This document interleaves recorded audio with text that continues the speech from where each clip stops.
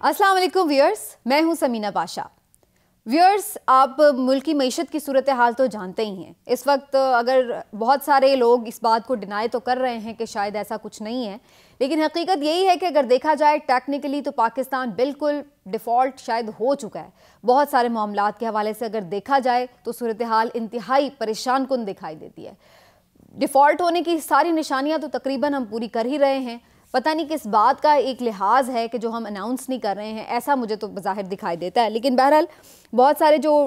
मईशत के एक्सपर्ट लोग हैं उनका ये मानना है कि ऐसी बात नहीं है। ये बात अपनी जगह दुरुस्त है कि हम बिल्कुल धाने पे खड़े हैं डिफ़ॉल्ट होने के, लेकिन अभी भी उम्मीद बाकी है कि हम चीज़ों को संभाल सकेंगे। लेकिन इस सारी सूरत हाल की वजह से, जिसको मैं अगर बहुत ही मुख्तसरन आपको बताऊं तो आप सब जानते हैं कि डॉलर रेट जो है वो पाकिस्तान का कंट्रोल नहीं हुआ। मसनूई तौर पर इसहाक डार साहब ने जो डॉलर को कंट्रोल करने की कोशिश की है कि 225, 26, 27 के रेट पर उसको रखें इंटरबैंक मार्केट में, लेकिन ओपन मार्केट में वो डिफरेंस अब इतना ज़्यादा हो चुका है कि वो 250 से ज़ायद का जो है वो डॉलर मिल रहा है। उसकी वजह से अब सूरत हाल ये है कि मुल्क में एक बहरान की सी कैफियत है। एलसी सारी बंद हैं। कंटेनर्स अगर आ जाते हैं पोर्ट पर तो उनको हम ले नहीं सकते हैं क्योंकि हमारे पास डॉलर नहीं है। हम फ्यूल नहीं इस वक्त ख़रीद सकते हैं क्योंकि हमारे पास डॉलर नहीं है। फ्यूल ना ख़रीदने की वजह से हम बिजली नहीं बना पा रहे हैं। बिजली ना बना पाने की वजह से हम लोड शेडिंग करने पर मसरूफ़ हैं और मजबूर भी हैं।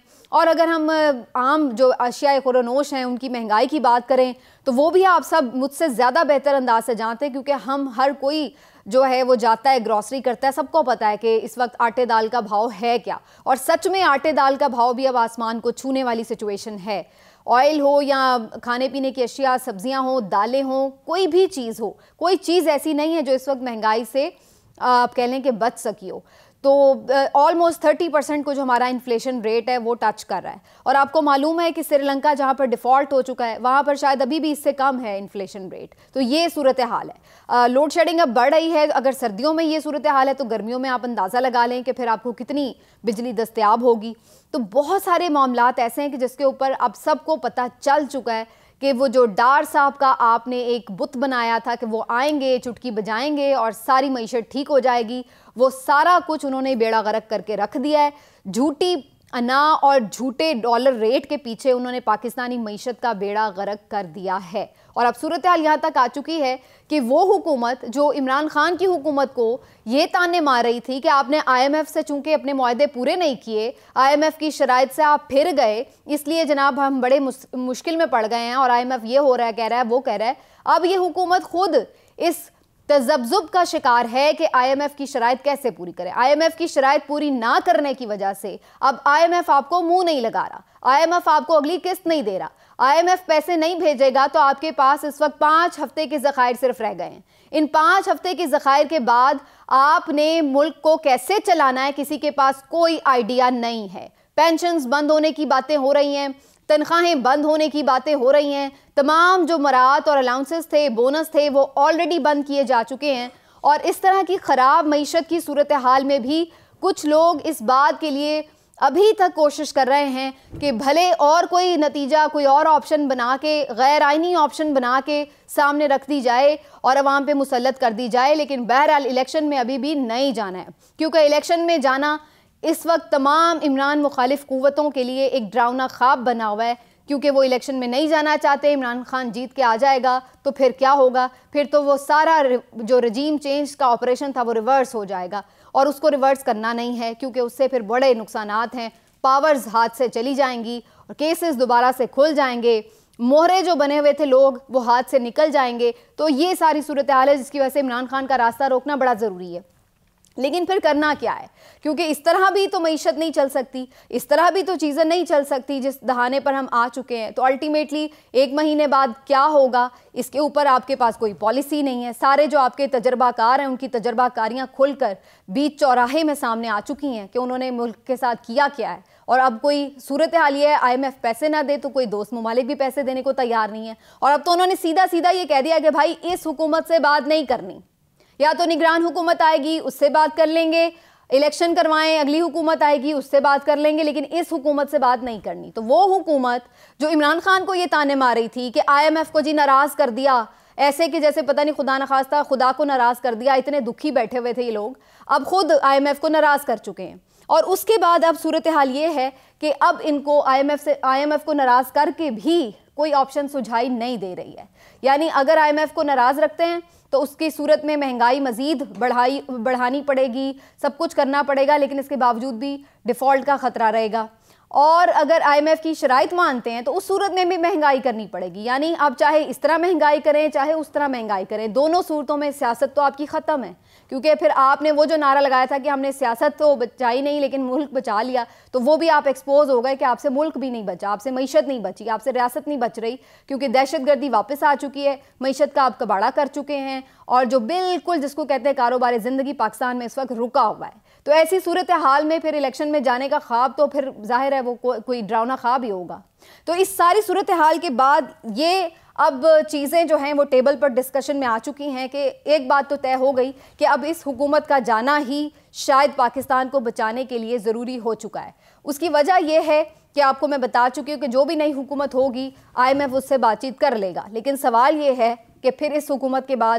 اگلی حکومت ہوگی کس کی؟ یہی وہ $1 ملین کویسچن ہے جس کے اوپر آج کل تمام جو غیر سیاسی ادارے ہیں وہ سر جوڑ کر بیٹھ گئے ہیں، کیونکہ الیکشن تو کرانے نہیں ہیں، تو پھر کیسے حکومت نہیں آئے گی، کیسے تبدیلی آئے گی؟ تو اس کے لیے اب کوزہ گروں نے ایک نیا جو کس کو کہتا نا کھیل رچانے کی سوچی ہے ساری اسکیم، اور وہ یہ سوچی ہے جناب کہ ملک میں لگا دی جائے ایک معاشی ایمرجنسی، اور اس کے تحت بنا دیا جائے ایک ٹیکنوکریٹ کا سیٹ اپ، اور اس سیٹ اپ کو 6 مہینے سے 2.5 سال تک کے لیے چلایا جائے۔ ان 2.5 سالوں میں یا 2 سالوں میں جتنی بھی جس کے اوپر جتنا بھی اگریمنٹ ہو جائے، اس کے اندر وہ جو ٹیکنوکریٹ سیٹ اپ ہے وہ سارے جو مہنگائی کے اس نے طوفان توڑنے ہیں، ایٹم بم پھوڑنے عوام کے اوپر، وہ پھوڑ لے گا۔ اس کا چونکہ کوئی سیاسی سٹیک نہیں ہوگا تو اس کو کوئی مشکل فیصلے کرنے میں کوئی تکلیف نہیں ہوگی، اور وہ آرام سے مہنگائی کر لے گا، IMF اس سے بات کر لے گا، سارا وہ کچھ کر کے، اور اس کے بعد 2 سال تک وہ سیٹ اپ چلایا جائے گا۔ ان 2 سالوں کے درمیان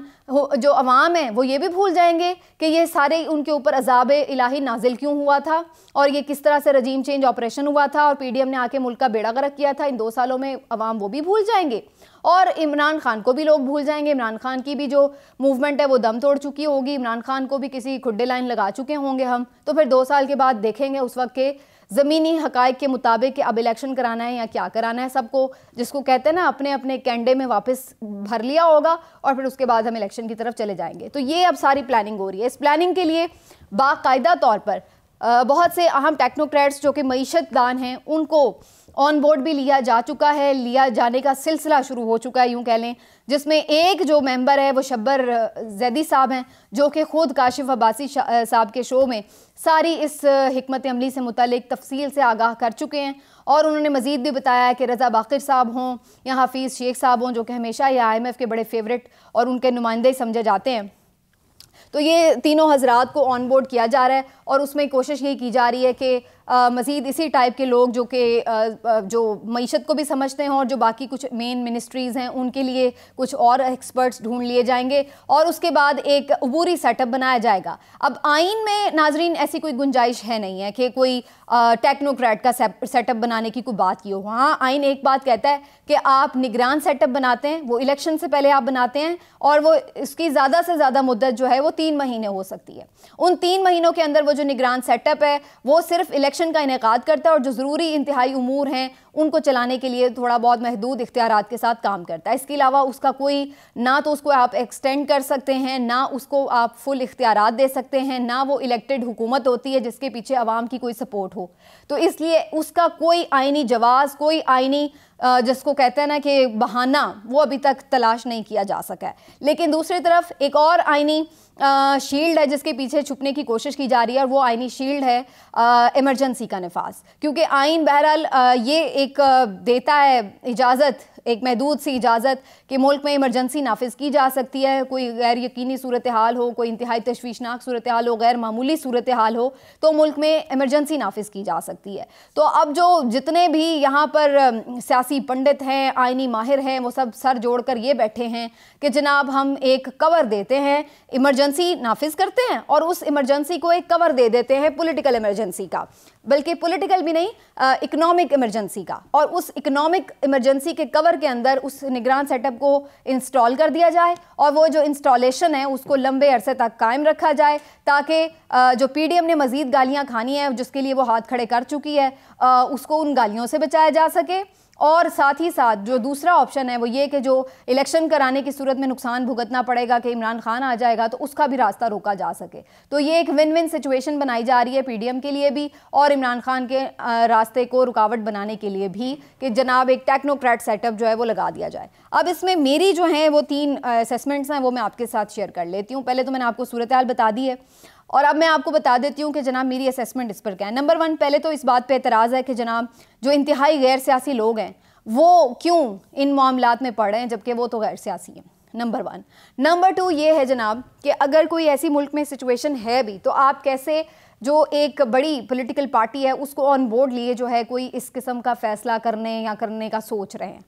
تیسری جو میری اس میں آبزرویشن ہے یہ کہ یہ حکومت ابھی تک اس کا رد عمل تو نہیں آیا جب تک کہ میں آپ کے ساتھ یہاں پہ بات کر رہی ہوں, لیکن میرا خیال ہے کہ اس کی ایک مشروط آمادگی اس میں شامل ہوگی کیونکہ حکومت کو یہ بات سوٹ کرتی ہے. کیوں سوٹ کرتی ہے؟ اس لیے کہ ایک تو انہیں جو حکومت ہے وہ چلائی جا نہیں رہی ان سے اور مزید اب انہوں نے اگر مزید کو مہنگائی کی کچھ کیا تو انہیں پتہ ہے کہ اب ان کے لیے سڑک پر چلنا مشکل ہو جائے گا. تو اس وجہ سے یہ لوگ چاہتے ہیں کہ جناب ہم مزید اب خواری نہ کریں, لیکن دوسری طرف یہ بھی چاہتے ہیں کہ عمران خان کی گورنمنٹ نہ آئے تو الیکشن میں یہ جانا نہیں چاہتے. تو ان دونوں صورتوں سے بچنے کے لیے ان کے لیے یہ آئیڈیل سچویشن ہے کہ کوئی تیسری جو حکومت ہے وہی بن جائے اور وہ حکومت جو ہے وہ اپنے سر میں خاک ڈالے, جو مرضی کرے, ہماری بھی جان چھوٹ جائے گی اور 1-2 سال کا اگر بیچ میں ٹائم نکل جائے گا تو وہ ان کے لیے کافی ٹائم ہوگا کہ جناب وہ کہہ سکیں کہ جی ہم نے تو کوشش کی تھی اور اس کے بعد یہ ہو گیا اور اب جو ہے وہ سارے عوام بھول جائیں گے کہ بیچ میں یہ سب ہوا کس لیے, اس نہج تک سچویشن کو پہنچایا کس نے اور کیسے, یہ سب عوام کو ہم بھلا دیں گے کیونکہ عوام تو بھول ہی جاتی ہے. تو اس کے بعد پھر بعد میں دیکھا جائے گا کہ الیکشن میں کیسے جانا ہے اور کیا کرنا ہے. تو پی ڈی ایم کو تو یہ سوٹ کرتا ہے. اب مسئلہ کیا ہے؟ مسئلہ وہی ہے جو پچھلے 8 مہینے سے پڑا ہوا ہے اور وہ مسئلہ عمران خان, کیونکہ عمران خان صاحب اس طرح کی کسی بھی لچک کا مظاہرہ کرنے کے لیے تیار نہیں ہیں. وہ بڑا کیٹیگوریکلی پہلے بھی کہہ چکے ہیں کہ وہ صرف الیکشن چاہتے ہیں. نگران سیٹ اپ کے حوالے سے انہیں کو یہ پہلی آفر نہیں ہوئی ہے. میں آپ کو پھر سے بتا دوں, نگران سیٹ اپ کے ایک طویل انعقاد کے لیے عمران خان صاحب کو یہ کوئی پہلی آفر نہیں ہے. اس سے پہلے عمران خان صاحب کو 2-3 مرتبہ اس کے اوپر راضی کرنے کی کوشش کی گئی ہے کہ وہ اس نگران سیٹ اپ کے لیے راضی ہو جائیں جو بظاہر ایک ٹیکنوکریٹ سیٹ اپ ہوگا جس کو پھر تھوڑا سا آئینی کور دیا جائے گا, ہو سکتا ہے عدالتوں سے بھی اس کی توثیق کروا لی جائے اور اس کے بعد اس کو انسٹال کر دیا جائے 1.5-2 سال کے لیے. اب مسئلہ یہ ہے کہ عمران خان صاحب یہ ماننے کے لیے تیار نہیں ہیں. عمران خان صاحب یہ ماننے کے لیے تیار کیوں نہیں ہے یہ میں آپ کو بتا دیتی ہوں. نمبر 1, عمران خان صاحب جانتے ہیں کہ اس وقت ان کی مقبولیت ہے, اگر فوری الیکشن ہوتے ہیں تو ظاہر ہے کہ وہ پاور میں آنے کی بالکل آسان پوزیشن میں ہیں, تو اس وجہ سے وہ چاہتے ہیں کہ وہ الیکشن کا انعقاد کروائیں. نمبر 2 یہ ہے کہ عمران خان صاحب کا یہ ماننا ہے کہ اس وقت کوئی بھی اگر مشکل فیصلے کرنے ہیں, کوئی بھی اگر اس وقت ایسی سچویشن ہے جس میں آپ کو بڑے فیصلے کرنے ہیں تو وہ تمام چیزیں صرف وہی ایک حکومت اس کا بوجھ اٹھا سکتی ہے جو کہ عوام کی منتخب حکومت ہو, جو عوام کی حمایت اور اس کے ووٹوں سے منتخب ہو کر پارلیمان تک آئی ہو, نہ کہ کوئی ایسا ارینجمنٹ جو کہ آپ اچانک سے مسلط کر دیں اور اس کو آپ سب کو کہیں کہ جی اب آپ اس کو قبول کر لیں. تو عمران خان صاحب کا ماننا یہ ہے کہ آگے, اور پھر عمران خان صاحب کا ماننا یہ بھی ہے کہ جو بھی ایسی کوئی حکومت آئے گی وہ پھر اگین لانگ ٹرم پالیسیز بنانے کے لیے اہل نہیں ہوگی, نہ بنا پائے گی کیونکہ اس کے پاس تو خود ایک شارٹ ٹائم ہوگا. تو عمران خان صاحب کا یہی ماننا ہے کہ آگے جو بھی حکومت آئے وہ 5 سال کے لیے جب الیکٹ ہو کے آئے گی تو وہ اس پوزیشن میں ہوگی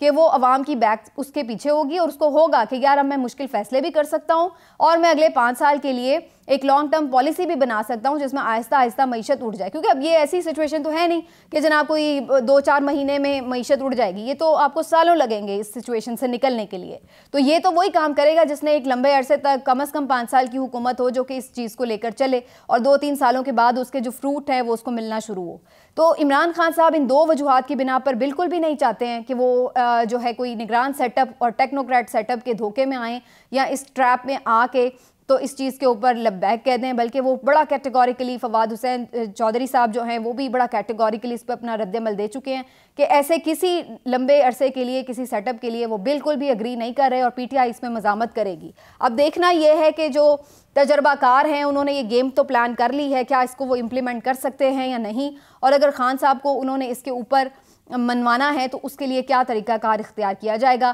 حکومت تو مجھے نہیں لگتا ہے کہ اس میں کوئی انہیں مشکل ہے ماننے میں, وہ تو فوراً مان جائے گی کیونکہ اس طرح ان کی خان سے بھی جان چھوٹ جائے گی اور مشکل فیصلے کرنے سے بھی. تو دیکھتے ہیں جی آنے والے دنوں میں اب یہ تجربہ کاری کیا گل کھلاتی ہے. پہلے ہی کافی تجربوں کا ہم نے رزلٹ جو ہے وہ دیکھ لیا. آج کے ولاگ سے اتنا ہی, پھر ملیں گے. اپنا خیال رکھیے. اللہ حافظ.